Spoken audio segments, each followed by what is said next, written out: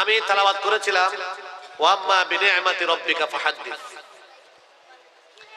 আল্লাহ পাক রব্বুল আলামিন বললেন, রাসূল আপনি যখন কোন নিয়ামত পাবেন তখন ফাহাদ্দিস, আপনি এই নিয়ামত বর্ণনা করবেন, বয়ান করবেন। আপনি নিয়ামতের কথা আপনি সব সময় যে নিয়ামত পেয়েছেন এই নিয়ামতের কথা বলতে থাকবেন। কারণ নিয়ামত পাওয়ার পরে আলোচনা করার জন্য আল্লাহ বলেছেন। কে বলেছেন বলেন? আওয়াজ দেবেন। নিয়ামত পেলে এই নিয়ামতের স্মরণ করার জন্য বারংবার এই নিয়ামতের আলোচনা বিভিন্ন জায়গায় জায়গায় জায়গায় বলার জন্য, আলোচনা করার জন্য, সেমিনার করার জন্য, মানুষকে একত্রিত করার জন্য, বলার জন্য আল্লাহ নির্দেশ দিয়েছেন। কাকে? আল্লাহ রাসূলকে। সুবহানাল্লাহ বলেন না, কাকে? আল্লাহ রাসূলকে। আমাদের জন্য বড় নিয়ামত কি বলেন? আমাদের জন্য আমাদের মা বাবা আমরা পেয়েছি, কোরআন পেয়েছি, দিন ইসলাম পেয়েছি, চন্দ্র সূর্য পেয়েছি, ছেলে সন্তান পেয়েছি, বাড়ি ভিটা পেয়েছি, স্বাধীন রাষ্ট্র পেয়েছি, সবকিছু পেয়েছি। এই সব কিছু আমাদের জন্য নিয়ামত। কিন্তু পৃথিবীর সকল নিয়ামত এক পাল্লায়, আর আল্লাহর প্রিয় নবী আমাদের জন্য নিয়ামত। এটা যদি এক পাল্লায় রাখা হয়, সমস্ত কুল কায়নাত এক পাল্লায় রাখলে আল্লাহর প্রিয় হাবিবের শুভাগমন এটা আমাদের জন্য সবচেয়ে বড় নিয়ামত। সুবহানাল্লাহ, ঠিক কিনা বলেন? তো সেই নিয়ামতের জন্য শুকরিয়া আদায় করতে হবে কিনা বলেন? আওয়াজ ছোট হচ্ছে কেন? হবে কিনা বলেন? নাসাঈ শরীফ সিহাহ সিত্তার কিতাব, আমার মোবাইলেও আছে কিতাব, এখানে লোড করা হয়েছে সিহাহ সিত্তার কিতাব। এখানে একটা অধ্যায় আছে নাসাঈ শরীফে, বাবু মা জা ফি মিলাদিন নবী সাল্লাল্লাহু আলাইহি ওয়াসাল্লাম। মিলাদুন নবীর উপরে, বিশুদ্ধ কোরআনের পরে হাদিস জগতে, হাদিসের জগতে, হাদিস অর্থ হলো আল্লাহ রাসূলের কথা, কর্ম, সম্মতি, এই তিনটাকে বলা হয় হাদিস। সুবহানাল্লাহ বলেন না? কি বললাম? আল্লাহর প্রিয় নবীর বাণী হুজুরের বলে নাই, করেছেন কর্ম। আর হুজুর করেনও নাই, বলেনও নাই, সাহাবায়ে কেরাম করেছেন, রাসূল নিষেধ করে নাই। নিষেধ না করার অর্থ হলো অনুমোদন দেওয়া। সুবহানাল্লাহ বলেন না? আমার ছেলে যদি আমাকে বলে বাবা আমি এই কাজটা করতেছি, আমি নিষেধ করি নাই, বোঝা গেল আমার সম্মতি আছে। আর এটা যদি নিষেধের কাজ আমি নিষেধ করতাম, আল্লাহর প্রিয় নবী অন্যায় করার জন্য কি বলবে? এই জন্য বন্ধুরা আমার, আল্লাহ পাক রব্বুল আলামিন কালামুল্লাহ, কোরআনুল কারীম কালামুল্লাহ, আল্লাহর বাণী, আল্লাহর সিফত। কালামুল্লাহ আল্লাহর বৈশিষ্ট্য, আল্লাহর সিফত। কিন্তু এই সিফত, আল্লাহর এই কালাম, আল্লাহর এই বাণী নাযিল হয়েছে আল্লাহর নবীর উপরে। আপনারা জানেন হাদিস শরীফ, হাদিস শব্দ অর্থ হলো বারংবার যা আলোচনা করা হয়। হাদিসকে হাদিস এই কারণে বলা হয় যেহেতু আল্লাহর প্রিয় নবীর হাদিস সব সময় আলোচনা করা হয়। সুবহানাল্লাহ।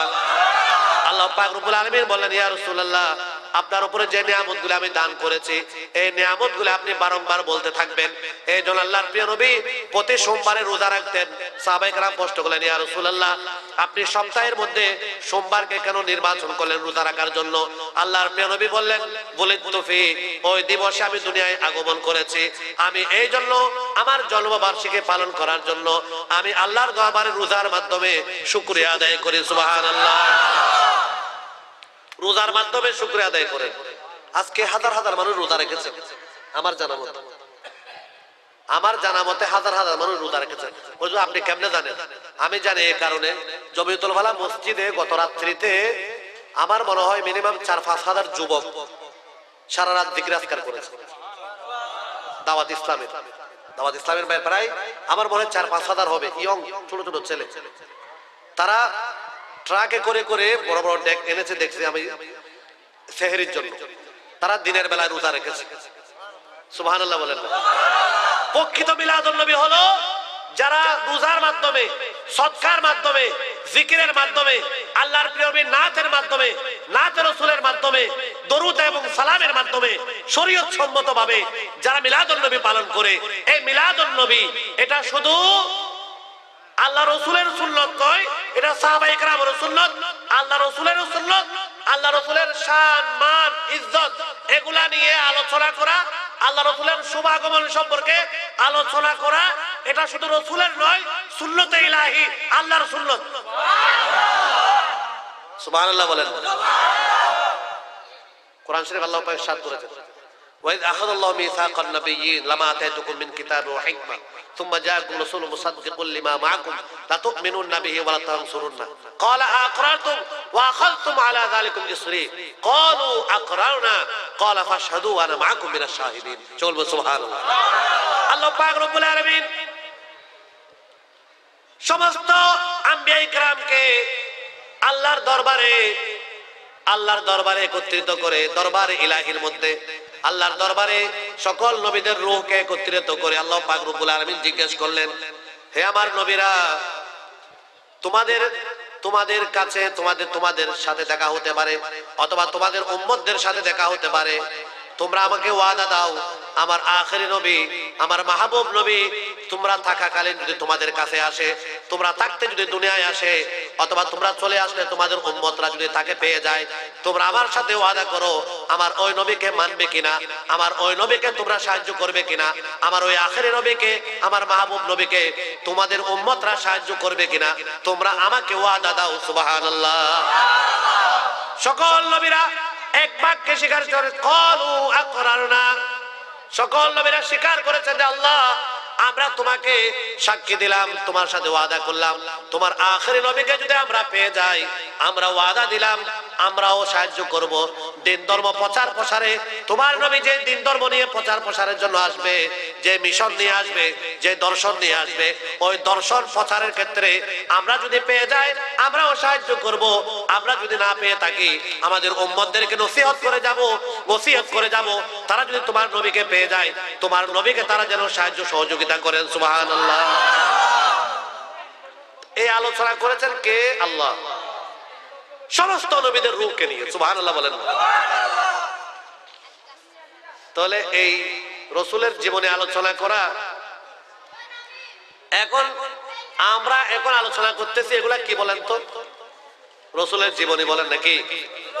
কথা বলেন। আর রাসূলের জীবনীকে বলা হয় সিরত। রাসূলের জীবনীকে কি বলা হয়? সিরত। তো আমরা এমন নাম দেব যেটার মধ্যে মিলাদও আছে, সিরাতও আছে। সুবহানাল্লাহ বলেন না। তো আমরা সিরত না দিয়ে মিলাদ দিই। আপনি যদি আপনার বাচ্চার দুনিয়াতে আসার কারণে 10 বছর পরে বাচ্চা পেয়েছেন, 20 বছর পর, অনেকে এই বাচ্চাকে কিন্তু বড় হওয়ার পরেও বিছানা থেকে সরায় না, এরকম মানুষও আছে। দীর্ঘদিন পর বাচ্চার ইচ্ছা হলে এই বাচ্চা উপযুক্ত হয়েছে, তারপরেও মা বাবার বিছানা থেকে বাচ্চাকে দূরে রাখে না, আছে কিনা বলেন? হায় হায়। আপনার বাচ্চা পেয়েছেন, আপনি দিন ধর্ম পেয়েছেন, আপনি আখেরি নবীর উম্মত হয়েছেন, কিসের কারণে? নবী দুনিয়ায় আসার কারণে। সুবহানাল্লাহ বলেন। বন্ধুরা আমার, শুধু মুসলমান নয়, কোন বেঈমান কাফের মুশরিক যদি আল্লাহর প্রিয় নবীর মিলাদ পালন করে, আল্লাহর প্রিয় নবী দুনিয়ায় আসার কারণে যদি আনন্দ করে, সে যদি কোনো ধরনের খুশি হয়, তারও কিছু করার জন্য আল্লাহ নাজাত দান করবেন। সুবহানাল্লাহ। বুখারী শরীফের হাদিস, জুমার খুতবাতেও আছে, আমি বেশি দূরে যাব না, বুখারী শরীফে আছে, এটা কনফার্ম। শুধু বুখারী শরীফে না, আমরা ইবনে নাবাতের যে খুতবা আমাদের দেশে প্রচলন আছে, কি আল্লাহ লাগবে, ইবনে নাবাতের একটা খুতবা, এটা বহুল প্রচলিত একটা খুতবা, যেটা সর্বস্তরের প্রায় আমাদের, আমি চিটাগের বাইরের কথা জানি না, চট্টগ্রামে গ্রামে গঞ্জে এখনো ইবনে নাবাতের যে খুতবা আছে, এই খুতবাতে প্রথম জুমার খুতবাতেও আছে। আবু লাহাবের মতো কট্টর কাফের, অবধারিত জাহান্নামী, বলেন কি? অবধারিত, সার্টিফিকেট প্রাপ্ত জাহান্নামী, ঠিক কিনা বলেন? সূরা লাহাব নাযিল করে আল্লাহ তাকে চিরতরে জাহান্নামী বলে ঘোষণা করেছে, ঠিক কিনা বলেন? আর সে আবু লাহাব তার মৃত্যুর পরে কিছুদিন পর তার পরিবারের এক সদস্য তাকে স্বপ্ন দেখে জিজ্ঞেস করলো, ভাই তোমার কি অবস্থা?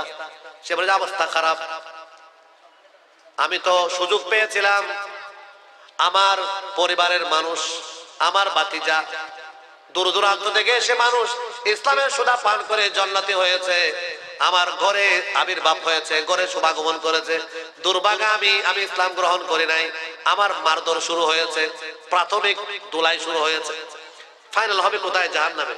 কথা বলেন না? ফাইনাল দোলাই কোথায় হবে? আর এখানে ভূমিকা কবরে কি? কথা বলেন না? কেউ যদি মনে করে কবরে ওই এগুলা হাসরের ময়দান, ইসরাফিল ফুক দেবে, দ্বিতীয় ফুকের পরে হাসরের ময়দান কায়েম হবে, হিসাব কিতাব হবে, তারপরে জাহান্নামে গেলে বিচার হবে। কখন? আরো কয়শো বছর পরে কিয়ামত হয়। কবরে কি মনে করতেছেন কবরে শাস্তি হবে নাকি মনে করতেছেন? আল্লাহর নবী ইরশাদ করলেন, আমার মুআজ, সাদ বিন মুআজ রাদিয়াল্লাহু তাআলা আনহু, আমার সাহাবী, যাকে আমি নিজে নুরানি হাতে দাফন করেছি, আমি রাসূল দেখেছি কবরে যদি চাপ না দিত আমার সাদকে দিত না।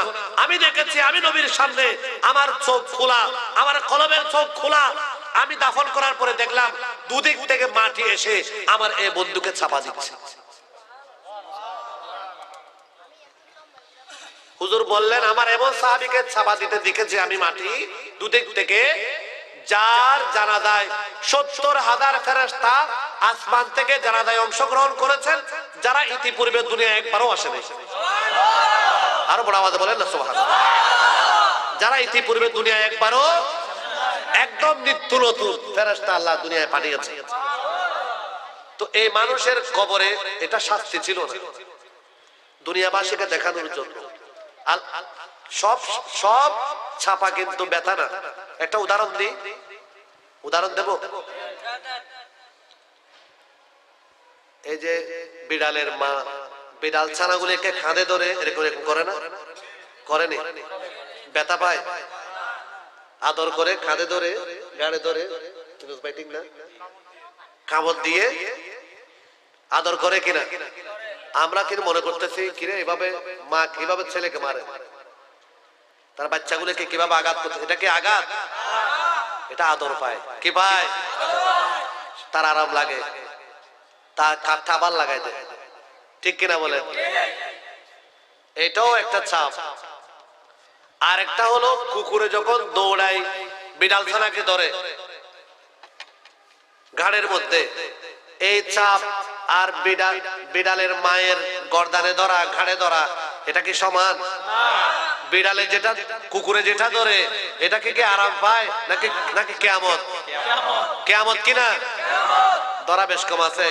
আর এই মাটি বলে যে, বন্ধু অনেকদিন পর তোমার অপেক্ষায় ছিলাম, তোমাকে তো আমার এই মাটি থেকে সৃষ্টি করেছে, আসো তোমার সাথে একটু আলিঙ্গন করি। সুবহানাল্লাহ। আর এই জাতীয় মানুষকে মুনকির নকিরের সওয়াল জবাব যখন শুরু হবে, প্রথম দুটি প্রশ্ন হবে। আমরা যখন কোথাও খতিবের নিয়োগের জন্য যাই, ইমামের নিয়োগের জন্য যাই, তাকে প্রথমে সহজ প্রশ্ন করি। সহজ প্রশ্নগুলি উত্তর দেওয়ার পরে তাকে নেওয়ার ইচ্ছা থাকলে কঠিন একটা প্রশ্ন করি। যদি ওই প্রশ্নের উত্তর দিতে পারে তাকে বলি ঠিক আছে আপনি চলে যান। তখন মনে মনে সিদ্ধান্ত নিয়ে তাকে নিয়োগ দেওয়া হবে। সে কঠিন প্রশ্নের উত্তর দিয়েছে, আল্লাহ পাক রব্বুল আলামিন কবরে প্রথম বলবে, তোমার রবকে? রব্বি আল্লাহ, আমার রব আল্লাহ। এটা আমিও বলবো, আপনিও বলবেন, ইহুদিও বলবে, নাসারাও বলবে। ঠিক কিনা বলেন? আহলে কিতাবও আল্লাহ মানে কিনা বলেন? তারাও বলবে রব্বি আল্লাহ, আমার রব আল্লাহ। বলবে কিনা? যখন জিজ্ঞেস করা হবে তোমার দিন কি, ইহুদিরা বলবে আমার ধর্ম ইহুদি, যে নবী ঈসা আলাইহিস সালামের, মুসা আলাইহিস সালামের ধর্ম। খ্রিস্টানরা বলবে আমরা নসারা। ওরা বলবে, ইহুদিরা বলবে মুসা আলাইহিস সালামের ধর্ম ইহুদি। আর ঈসা আলাইহিস সালামের যারা ধর্মাবলম্বী হাওয়ারি, তারা বলবে আমরা ঈসাই। সেটা উত্তর সঠিক, তাদের ধর্ম ছিল ঈসাই ধর্ম। এটা দুই উত্তর সঠিক। কিন্তু বন্ধুরা আমার, মুরব্বীরা আমার, যখন আখেরি প্রশ্ন আমাদেরকে করা হবে, আমাদেরকে জিজ্ঞাসা করা হবে, এই দুইটা প্রশ্নের উত্তর ঠিকভাবে দেওয়ার পরে অনেক মানুষ এই দুইটা প্রশ্নের উত্তর দিতে পারবে।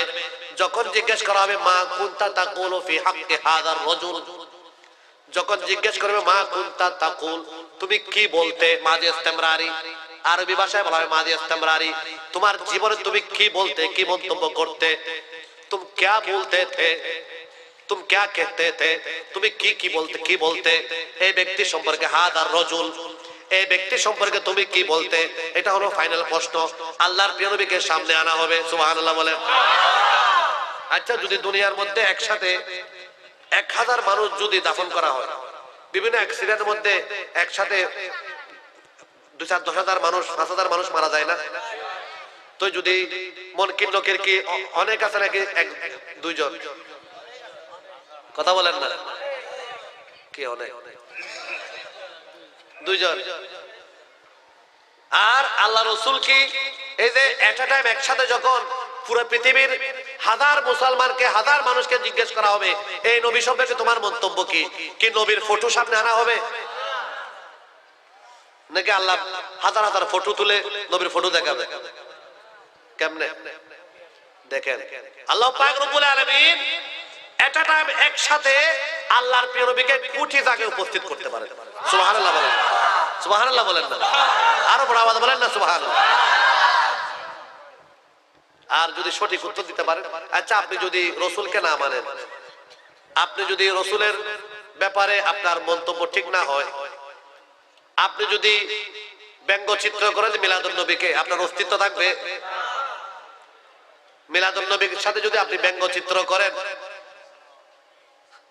কথা বুঝেন নাই?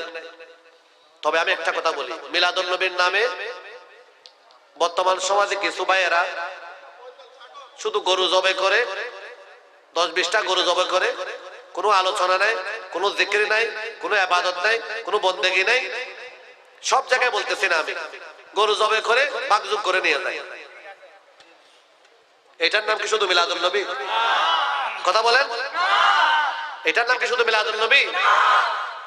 আবার চাঁদা কালেকশন করেছে, কারো থেকে বেশি কারো থেকে কম, অনেকের ঘর থেকে টাকা আছে তবুরুকও পৌঁছে নাই।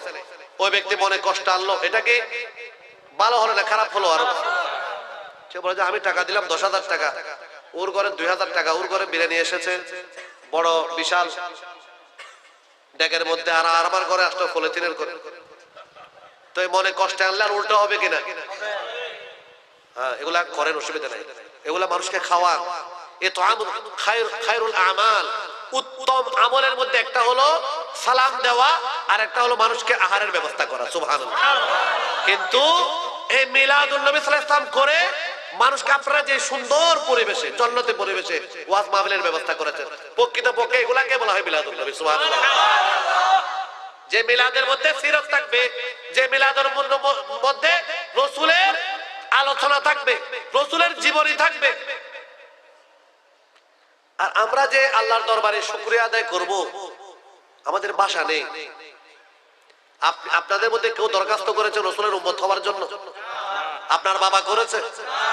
কিন্তু 12 জন নবী আল্লাহর দরবারে ফরিয়াদ করেছে, আল্লাহ ঈসা আলাইহিস সালামের উম্মতরা বলে, ঈসা আলাইহিস সালামকে হুজুর হাওয়ারিরা, তাফসীরে আছে, হাওয়ারিরা জিজ্ঞেস করে ঈসা আলাইহিস সালামের আশেপাশে যারা থাকতো যে হুজুর আমাদের পরেও কি আরো কোনো উম্মত আসবে? বলে যে আহমদে মুজতাবার উম্মত আসবে, আহমদে মুজতাবার উম্মত আসবে। হুজুর তাদের আলামত কি? উনি বললেন তাদের আলামত হলো তারা বয়স পাবে কম, তাদের বয়স হবে কম, কিন্তু তাদের আমল হবে বেশি। সুবহানাল্লাহ বলেন। তাদের বয়স হবে কম, কারো 20 বছর, কারো 40 বছর, কারো 50 বছর, কিন্তু আগের নবীর উম্মতরা 100, 200, 300 বছর হায়াত পেতেন। সুবহানাল্লাহ বলেন। কিন্তু তাদের হায়াত কোনো কাজে আসে নাই। তো দীর্ঘ হায়াত দিয়ে কি দরকার, কি প্রয়োজন আল্লাহর কাজে না আসলে? এই জন্য বন্ধুরা আমার, মুরব্বীরা আমার, আল্লাহর দরবারে ফরিয়াদ করবেন, দোয়া করবেন। আল্লাহর প্রিয় নবী একটা দোয়া করতেন, আল্লাহুম্মা ইন কানাল হায়াতু খায়রান লি ফাহিনি। আল্লাহর প্রিয় নবী বলতেন, আল্লাহ আমার হায়াত যদি তোমার কাজে আসে, আমার হায়াত বাড়িয়ে দাও। সুবহানাল্লাহ। আর আমার হায়াত যদি আল্লাহ আপনার কাজে না আসে, আমার ওই হায়াতের দরকার নাই, আমার হায়াত ঠিক থাকতে তুমি আমাকে নিয়ে যাও। আল্লাহর দরবারে বলতে হবে, আল্লাহ আমার হায়াত যদি তোমার ইবাদতে লাগে, আমার হায়াত যদি মা বাবার কাজে লাগে, আমার হায়াত যদি দ্বীন ধর্মের কাজে লাগে, আমার হায়াত যদি মিলাদুন নবীর কাজে লাগে, আমার হায়াত যদি তোমার আউলিয়া ইকরামের কাজে লাগে, আমার হায়াত যদি দ্বীন ধর্মের কাজে লাগে, সেবামূলক কাজে লাগে, তাহলে তুমি আমার হায়াত বাড়িয়ে দাও। আর আমার হায়াতের কারণে যদি আল্লাহ তুমি নারাজ হয়ে যাও, আমার হায়াত যদি অপকর্মের মধ্যে অতিবাহিত হয়, আমার ওই হায়াতের দরকার না, আমার হায়াত তোমার রেজামন্দি থাকতে আমাকে নিয়ে যাও। সুবহানাল্লাহ।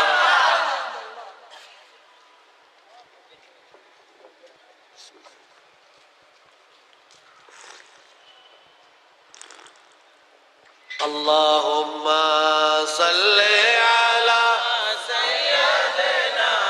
মাওলানা মুহাম্মদ ওয়া আলা আলি সাইয়্যিদিনা মাওলানা মুহাম্মদ। বন্ধুরা আমার, অনেকে প্রশ্ন করে হুজুর মিলাদুন নবী কোথায় আছে? আমি বললাম নাসাই শরীফের হাদিস অধ্যায়, একটা অধ্যায় রচিত হয়েছে মিলাদুন নবীর নামে, বাবু মা জা ফি মিলাদিন নবী সাল্লাল্লাহু আলাইহি ওয়াসাল্লাম।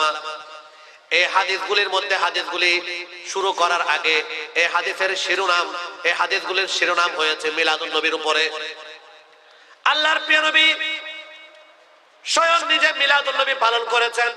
সহিহ হাদিসে আছে আক্কা রাসূলুল্লাহ সাল্লাল্লাহু আলাইহি ওয়াসাল্লাম বিনাফসিহি ইলা আখিরিল হাদিস আও কামা ক্বালা আলাইহিস সালাম। আল্লাহর প্রিয় নবী 40 বছর যখন নবুয়ত প্রচার শুরু করলেন, নবুয়ত প্রচার যখন শুরু করলেন, আল্লাহর প্রিয় নবী 40 বছর বয়সে আকিকা করেছেন। আকিকা, সুবহানাল্লাহ বলেন। আসলে মুহাদ্দিসিনে কেরাম বলেছেন আল্লাহর প্রিয় নবীটা আকিকা করেন নাই, নবুয়ত প্রকাশের পরে হুজুর পাক সাল্লাল্লাহু আলাইহি সাল্লাম নিজের শুভ জন্মবার্ষিকী পালন করেছেন। সুবহানাল্লাহ। কেন আকিকা? শব্দ তো আকিকা আছে, বলে যে নয়, আকিকার আদলে রাসূল নিজের শুভাগমনের সেই জন্মবার্ষিকী পালন করেছেন। কারণ হুজুরের আকিকা তো হুজুরের দাদা করেছেন। আব্দুল মুত্তালিব বলেন না, হুজুরের দাদার নাম কি? হুজুরের দাদার বাবার নাম কি? হাশেম। হুজুরের দাদার নাম আব্দুল মুত্তালিব, হুজুরের দাদার বাবার নাম হাশেম, ওনার বাবার নাম আব্দে মানাফ, ওনার বাবার নাম কুসাই। এইভাবে ফিহির বিন মালিক এখানে গেলে এই বংশে এই হুজুরের পরদাদাদের এই ওনার নামে গেলে দেখা যায় রাসূলের মায়ের বংশ আর বাবার বংশ মিলে যায়। সুবহানাল্লাহ বলেন না। হুজুর বাবার দিক দিয়েও কুরাইশি, মায়ের দিক দিয়েও কুরাইশি। সুবহানাল্লাহ বলেন না। আর হুজুরের দাদা আব্দুল মুত্তালিব, হুজুরের বড় আব্বা আর কি, দাদার বাবাকে কি বলে আমাদের এখানে? বড় আব্বু বলে না? হুজুরের বড় আব্বুর শাশুড় বাড়ি ছিল মদিনা শরীফ, তার নাম হাশেম। হুজুরের দাদার বাবার নাম আব্দুল মুত্তালিবের বাবার নাম হাশেম। উনি বিবাহ করেছেন মদিনা শরীফ থেকে। তখন মদিনা শরীফ পরে ইয়াসরব ছিল। কি ছিল? যাই হোক, অনেক লম্বা কথা, এগুলা সময় লাগবে। রাসূলুল্লাহ পাক সাল্লাল্লাহু আলাইহি ওয়াসাল্লামের জীবনী যদি আমরা শুরু থেকে বলতে যাই, হুজুর কিভাবে দুনিয়ায় আসলেন, হুজুরের জীবনীকে, হুজুরের আবির্ভাবকে ভাগ করলে 3টা সেক্টর করা যায়। একটা হলো হুজুরের খিলকত, হুজুরের সৃষ্টি। হুজুরের সৃষ্টি কখন থেকে? চন্দ্র সূর্য লৌহ কলম তরু লতা আসমান জমিন, চন্দ্র সূর্য এগুলার সৃষ্টির আগে আল্লাহর প্রিয় নবীর সৃষ্টি। সুবহানাল্লাহ। এটা এক। আবার রাসূল পাক সাল্লাল্লাহু আলাইহি সাল্লাম দুনিয়াতে মায়ের গর্ভ থেকে, মায়ের শেকম মোবারক থেকে দুনিয়ায় শুভাগমনের পর থেকে 40 বছর পর্যন্ত এটা একটা সময়। আর 40 বছর পূর্ণ হওয়ার পরে নবুয়ত শুরু বলবেন না, নবুয়ত প্রকাশ। সুবহানাল্লাহ বলেন না। হুজুর নবী বনে এসেছেন, 40 বছর পরে নবী হয় নাই। হুজুরের নবুয়তের দায়িত্ব 40, হুজুরের নবী হয়ে দুনিয়ায় শুভাগমন করেছেন। সুবহানাল্লাহ। হুজুর নিজে কুনতু নবিয়্যা ওয়া আদামু বাইনাল মাই ওয়াত তিন। হুজুর বলেছেন আদম আলাইহিস সালাম মাটি পানির সাথে যখন আদম ছিল তখন থেকে আমি নবী ছিলাম। সুবহানাল্লাহ বলেন। এই জন্য অনেক আসলে গবেষণার বিষয় আছে। মালউন শয়তান, ইবলিস শয়তান, তাকে যখন আদম আলাইহিস সালামকে সৃষ্টির পরে তাকে যখন সিজদা করার জন্য বলা হলো, কি বলা হলো বলেন? আপনাদেরকে অসুবিধা হচ্ছে? দেরি করব না। যখন আদম আলাইহিস সালামকে সিজদা করার জন্য সকল ফেরেশতাদেরকে একত্রিত করে সেখানে মুআল্লিমুল মালায়েকা ছিল কিনা সাথে? ইবলিস হওয়ার আগ পর্যন্ত ফেরেশতাদের সাথে ছিল কিনা? সবাই সিজদা করেছে। সে বলে যে আল্লাহ এটা কিসের সিজদা? ফেরেশতারা জিজ্ঞেস করে নাই। আল্লাহ বলেছেন ফাসজুদু, সিজদা করো। ফাসাজাদাল মালায়েকাতু কুল্লুহুম আজমাউন ইল্লা ইবলিস আবা ওয়াস্তাকবারা ওয়া কানা মিনাল কাফিরিন। সবাই সিজদা করলেন, সকল ফেরেশতারা, কোনো কেলোকাল নেই, তর্ক বিতর্ক নেই। আল্লাহ বলেছেন আমাকে সিজদা করা এটা ইবাদত, আর আদমকে সিজদা করো। মাটি দিয়ে, পানি দিয়ে, বাতাস দিয়ে আমি বানালাম, তোমরা তাকে সিজদা করো। এই সিজদা হলো সম্মানের, তাআযীমের সিজদা, আদবের সিজদা, বিনয়ের সিজদা, এটা করো। আচ্ছা, আল্লাহ যদি বলে এটা তখন আর শিরিক হবে না। সিজদা যদি আল্লাহ করতে বলে, আর যদি আল্লাহ মা বাবার জন্য সিজদার বিধান রাখতো, তখন আমরা শিরিক ফতোয়া দিতে পারতাম, কিন্তু আল্লাহ বিধান রাখে নাই। কোন মার আল্লাহ যদি বলতো কোন আমার আউলিয়া যারা হবে, যারা আমার আউলিয়া মানে আল্লাহর বন্ধু, আমার বন্ধু যারা হবে, আল্লাহর ওলি যারা হবে, তাদেরকে তোমরা সিজদা করবে, এই কথা যদি আল্লাহ বলতো, আমরা করলে কি শিরিক হতো? এখন শিরিক হচ্ছে কেন? আল্লাহ বলে যে আমি জীবনে একজনকে, শুধু আমি ছাড়া একজনকে তাজিমের জন্য, সম্মানের জন্য, আদবের জন্য সিজদা একজনকে করার জন্য দিয়েছিলাম, সেটাই প্রথম আদেশ, সেটাই শেষ। সুবহানাল্লাহ বলেন না? তাজিমের সিজদা একবারেই, এটাই শুরু, এটাই শেষ। সুবহানাল্লাহ বলেন না? এটাই শুরু, এটাই শেষ। সবাই বলে যে আমরা সকল ফেরেশতা সিজদা করলেন। এখানে যদিও বা ব্যাখ্যা আছে আদম আলাইহিস সালাম সিজদা করার কারণ কি।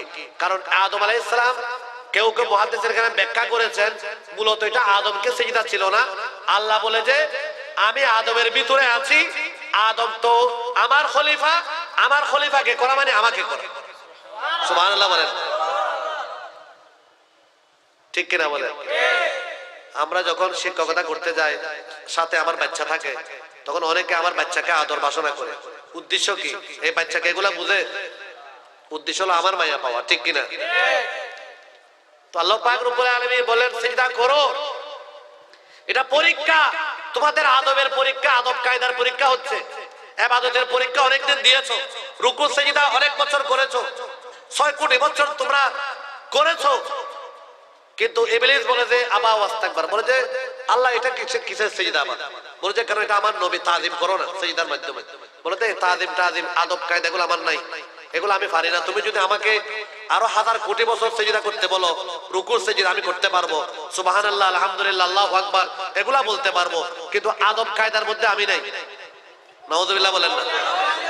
ইবলিস কি বলে? আদব কায়দার মধ্যে আমি নাই। বলেছে নবীকে কেন সিজদা করব? মূলত গবেষকরা কি বলেছেন জানেন? যে আদম আলাইহিস সালামকে সৃষ্টি করে আল্লাহ পাক রব্বুল আলামিন আল্লাহ রাসূলের যে রূহ সৃষ্টি করেছেন, সেই রূহকে, সেই নূরকে আদম আলাইহিস সালামের মধ্যে আমানত রাখলেন। মূলত আদমকে সিজদা নয়, আমার নবীকে তাজিম করে কিনা দেখা হচ্ছে। সুবহানাল্লাহ। তাহলে নবীকে তাজিম না করা, নবীর মিলাদের বিরুদ্ধে বলা, এটা শয়তানের আলামত। কার আলামত বলেন না? আবু লাহাব কি বলেছিলাম? কাফের কিনা? জাহান্নামে কিনা? কথা বলেন, জাহান্নামে কিনা? কিন্তু জাহান্নামী হওয়ার পরেও যখন আল্লাহর প্রিয় নবী দুনিয়ায় শুভাগমন করেছেন মা আমিনার করে, খানে কাবা ঝুঁকে গিয়েছে। সুবহানাল্লাহ বলেন। খানে কাবা মূর্তিগুলি ঝুঁকে গিয়েছে, ঠিক কিনা বলেন? পাথর রাসূলকে চিনে কিনা বলেন? একজন এসে বলল, ইয়া রাসূলুল্লাহ, আপনি আমার হাতে কি আছে বলেন। যদি আমার হাতে কি আছে বলতে পারেন, তাহলে আমি মনে করব আপনি সত্য নবী। আল্লাহর প্রিয় নবী বললেন, আমি কেন বলবো? আমি বললে তো তুমি জাদুও বলতে পারো, আমি জাদু করেছি, আমাকে তোমরা জাদু করো বলো। আমি বলবো না। আমি নবী বললাম, তুমি তোমার হাতে যা কিছু আছে এগুলাকে জিজ্ঞেস করো আমি কে। আর বড় আওয়াজে বলেন না সুবহানাল্লাহ। ওই পাথরগুলি, কংক্রিট গুলি, ছোট ছোট পাথরগুলি, সেগুলা বলে উঠলো, আল্লাহর নবীর সাক্ষী দিলেন। সুবহানাল্লাহ বলেন। পাথরও আল্লাহর নবীর জন্য শাহাদাত দেয়। সুবহানাল্লাহ। একজন ইহুদি এসে বললো, যদি আপনি যদি সত্য নবী হয়ে থাকেন, কিছু আলামত দেখান, কিছু অলৌকিক কিছু আমাদেরকে দেখান। হুজুর বলে, কি দেখাবো তুমি বলো। সে বলল, এই যে খেজুরের বাগান, এখান থেকে একটা খেজুরের গাছকে আপনার সামনে এসে মাথা নত করার জন্য বলেন, ঝুঁকতে বলেন। আল্লাহর প্রিয় নবী বললেন, আমি বললে তো তুমি মনে করবে কোন একটা বৃক্ষকে আমি আগে তাবিজ টোনা করে রেখেছি, হয়তো মনে করবে আমি তাবিজ করেছি, অথবা মনে করতে পারো আমি জাদু করেছি বলতে পারো। এই জন্য আমি নবী বলবো না, তুমি বাগানের যে কোনো গাছকে তোমার ইচ্ছা মতো, তোমার পছন্দ মতো কোনো গাছকে, কোনো খেজুরের গাছকে বলো যে তোমাকে রহমতুল আলামিন নবী আহ্বান করেছে। ওই ব্যক্তি গিয়ে একটা গাছকে বললো তোমাকে মুহাম্মদ সাল্লাল্লাহু আলাইহি ওয়াসাল্লাম আহ্বান করেছে, সাথে সাথে শিকড় নাড়াচাড়া করে ওই গাছ আল্লাহর রাসূলের কদমে ঝুঁকে গিয়েছে। সুবহানাল্লাহ। এর চেয়ে বড় প্রমাণ আর আছে কিনা বলেন? সুতরাং আবু লাহাব কাফের, কিন্তু তারপরেও আল্লাহর প্রিয় নবীর শুভাগমনের কথা, তার ঘরের দাসী, তৎকালীন সময়ে দাস দাসী বেচা কিনা হতো। কি হতো বলেন? বাজার থেকে দাস দাসী ক্রয় করে ঘরে এগুলাকে কাজ করানো হতো। যতদিন আজাদ করা না হয় ততদিন গোলামের মতো কাজ করত। কিন্তু ওই সুয়াইবা বাঁধি এসে বলল যে জাহাপনা মুনিব, আপনার যে ভাই মদিনা শরীফে সিরিয়ায় ব্যবসা করে আসার পথে মারা গিয়েছিল, ইন্তেকাল করেছিল আব্দুল্লাহ, তার ঘরে আপনার একজন ভাতিজা শুভাগমন করেছে, চাঁদের মতো চেহারা। আমি আপনাকে এই সংবাদ দেওয়ার জন্য আসলাম। আবু লাহাব বলল, আমি আমার ইয়েতিম ভাইয়ের ঘরে একটা বাচ্চা শুভাগমনের কারণে আমি আঙ্গুলের ইশারা দিয়ে বলল তোমাকে যাও, আমি তোমাকে স্বাধীন করে দিলাম, আজাদ করে দিলাম। আবু লাহাবকে স্বপ্ন দেখলো পরিবারের একজন, তুমি কি অবস্থা তোমার? বলছে আমি অশান্তিতে আছি, এখানে তো ভূমিকা স্বরূপ জাহান্নামের শাস্তি আরম্ভ হয়েছে।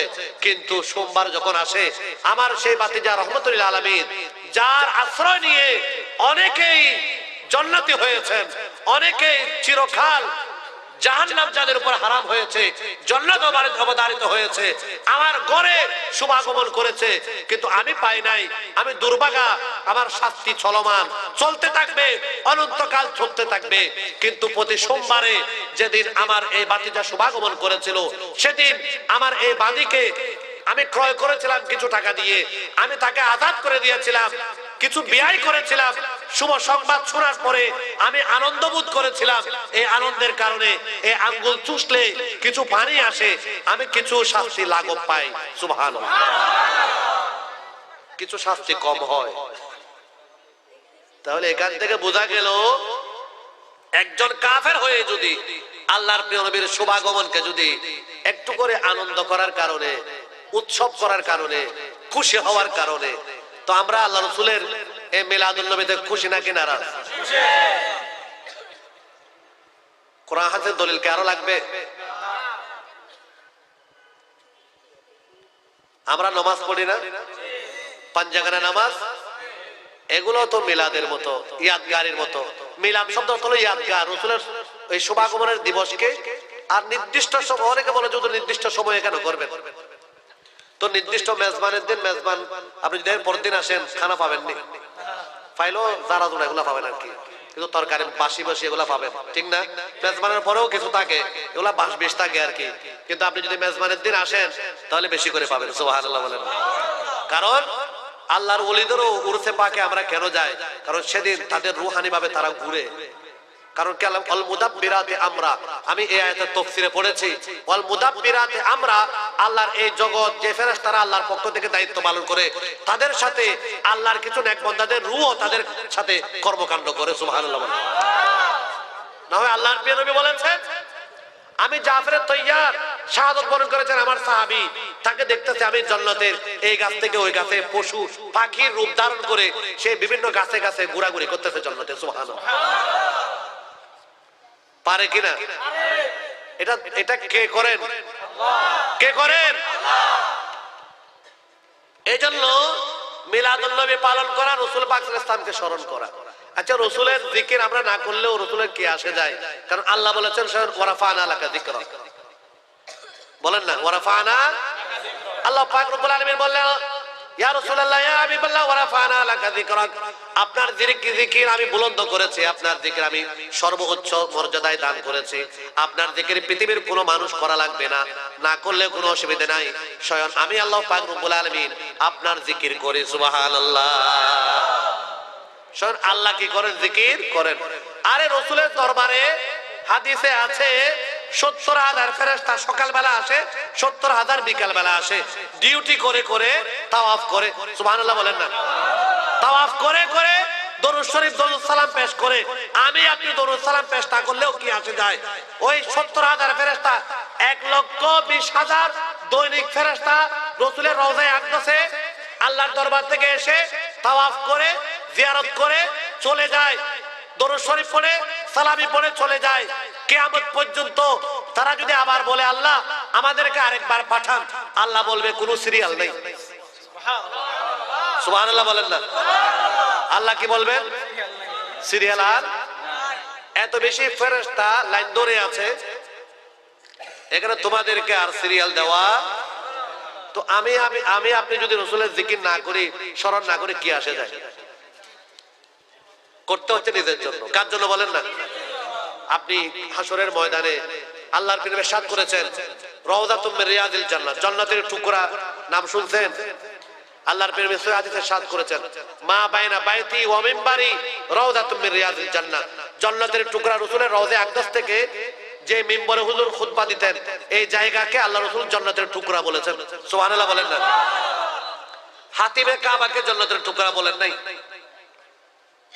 সাফা মারওয়াকে জান্নাতের টুকরা বলেন নাই, আরাফা মিনা মুজদালিফাকে জান্নাতের টুকরা বলেন নাই। হুজুর বললেন আমি যে হুজরায় থাকতাম, আমি 10টি বছর অবস্থান করেছি, সেখান থেকে আমি পাঁচখানা নামাজে মিম্বরে আসার জন্য আমার কদম বেশি বেশি যে জায়গার সাথে লেগেছে, আমি নবী ঘোষণা দিলাম সেটা জান্নাতের একটি অংশ। সুবহানাল্লাহ। আল্লাহ পাক রব্বুল আলামিন আমাদেরকে বোঝার এবং আমল করার জন্য তৌফিক দান করেন। আমি অনেক বিষয় আছে, ইনশাআল্লাহ এক সময় যদি কথা হয়, সুযোগ হয়, কথা হবে। আল্লাহ পাক রব্বুল আলামিন পবিত্র ঈদ মিলাদুন নবী আমরা আসলাম, এখানে আমাদের শিক্ষা কি? কুররাতু আইনি বিসসালাহ। সুবহানাল্লাহ বলেন। আল্লাহর প্রিয় নবী বললেন আমার চোখের ঠান্ডা হলো নামাজ। কথা বলেন, বলেন না? তো রসুলের কলবের ঠান্ডা, রসুলের মনসন্তুষ্টি চাইলে আমাদেরকে সর্বপ্রথম পড়তে হবে নামাজ। কথা বলেন না? আর এই নামাজ পড়লে আল্লাহর প্রিয় নবী আমাদেরকে দোয়া করবেন রওজায়ে আকদাস থেকে। সুবহানাল্লাহ।